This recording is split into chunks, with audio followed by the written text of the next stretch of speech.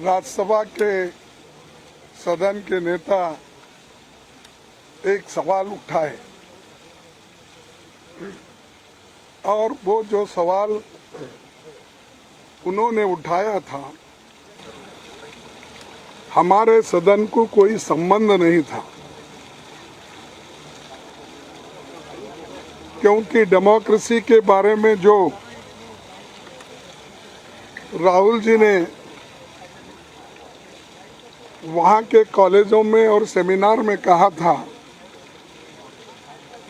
उस बात को उन्होंने राज्यसभा में उठाया। एक तो रूल्स के तहत ये गलत है और मुझे समझ में नहीं आ रहा है, जो हमारे चेयरमैन साहब हमेशा रूल्स की बात करते हैं, तो किस रूल में और एक व्यक्ति और दूसरे सदन का सदस्य है और उसके बारे में यहाँ पर एलिगेशन लगाना और उनके भाषण को अपने ढंग से पेश करना, ये काम सदन का नेता गोयल जी ने किया और ऐसी अभद्र भाषा उन्होंने इस्तेमाल किया कि शर्म आना चाहिए, वो आना चाहिए। अरे जो चीज़ें राज्यसभा में आप बोल नहीं सकते, अगर आपको बोलना है तो नोटिस देकर लोकसभा में बोल सकते थे, लेकिन उन्होंने ये नहीं किया, क्योंकि इस देश के डेमोक्रेसी को अपमान करने का उनका सारा प्रयत्न है और खुद डेमोक्रेसी को यहाँ कुचल रहे हैं। डेमोक्रेसी को और संविधान को कोई जगह मोदी जी के राज्य में नहीं है और बीजेपी के राज्य में नहीं है, क्योंकि हर एक ऑटोनमस बॉडी का वो मिसयूज़ कर रहे हैं, हर एक एजेंसी का वो मिसयूज़ कर रहे हैं और कोई नोटिस नहीं, रूल ऑफ लॉ नहीं है, लेकिन वो मन माने जैसा एक डिक्टेटर देश को चलाता है वैसा ही वो काम यहाँ पर कर रहे हैं। और ये लोग डेमोक्रेसी की बात करते हैं, ये लोग देशभक्ति की बात करते हैं और ये लोग देश के मान सम्मान की बात करते हैं। तो मैं पूछना चाहता हूँ मोदी साहब, मैं आपको 4 उदाहरण देता हूँ, ऐसे तो बहुत है। आपने जो चाइना गया, शंघाई में क्या कहा, मैं यही शब्द आपके सामने रखूंगा ताकि मोड़ तोड़ के बोल रहे हैं ऐसा नहीं होना, कि earlier you felt ashamed of being born in India. Now you feel proud to represent the country. Indians abroad had all hoped for a change in the government last year. ये किसने कहा? मोदी जी ने कहा, प्रधानमंत्री ने कहा। और प्रधानमंत्री ये कहते हैं देश की मर्यादा चले गई, अगर डेमोक्रेसी और कॉन्स्टिट्यूशन पे अगर बात करते हैं किसी कॉलेज में, किसी सेमिनार में, तो आप उनको टोकते हैं और हम देशद्रोही बनते हैं। ये देशभक्त वहाँ जाकर ये बात उन्होंने कही। फिर उसके बाद साउथ कोरिया में उन्होंने क्या कहा? साउथ कोरिया में भी यही कहा, earlier people would lament, they would ask what sin they have committed to have been born in India. A businessman wanted to leave the country for better opportunities abroad.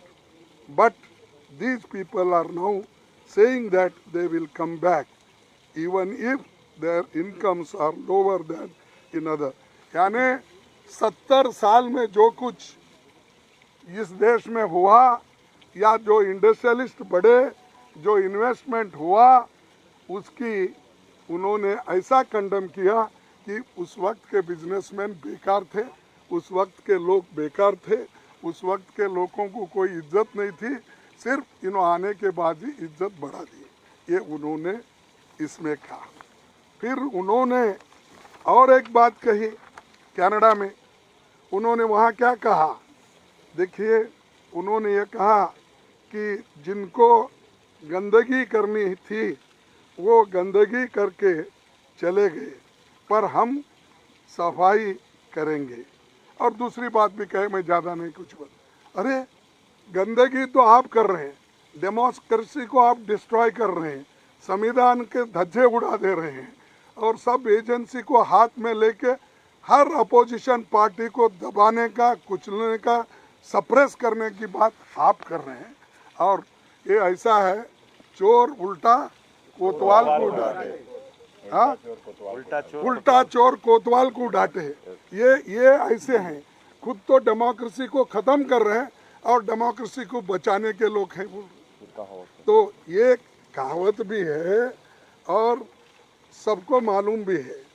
और एक बात, जो UAE में गए, वह यूएई में मोदी जी क्या बोले, देखो पहले की गवर्नमेंट लेथार्जी थी और वो काम नहीं कर सके, तो हम और प्रायोरिटी बेसिस पे, यानी और भी बहुत से हैं जो अभी परसों कल कर्नाटक में कुछ वो दूसरे जगह में, जो इंसान, जो व्यक्ति इस देश का प्रथम नागरिक है या प्राइम मिनिस्टर है, अगर वो जाके बाहर ये सब बातें बोल सकते हैं, अगर राहुल जी जाकर वहाँ पर सेमिनार में, डिबेट में अगर बात कहे तो अपराध हो जाता है।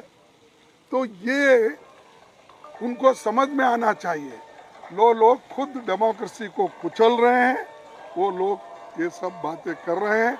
इसीलिए आप सभी पार्टी के लोग, हमने यही कहा, देखो भाई आपको ये मसला उठाना भी है, आप उस सदन में उठा सकते हैं जिस सदन के वो सदस्य हैं, इस सदन के वो सदस्य नहीं है।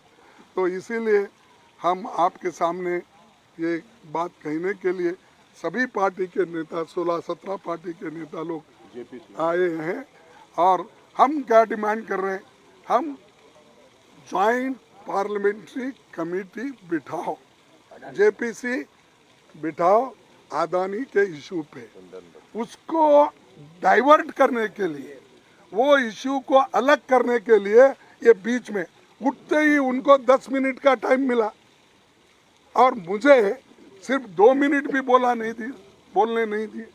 यानी ये क्या है, मैं किसी की कमजोरी नहीं बोल रहा हूँ, ये क्यों ऐसा डिस्क्रिमिनेशन हो रहा है।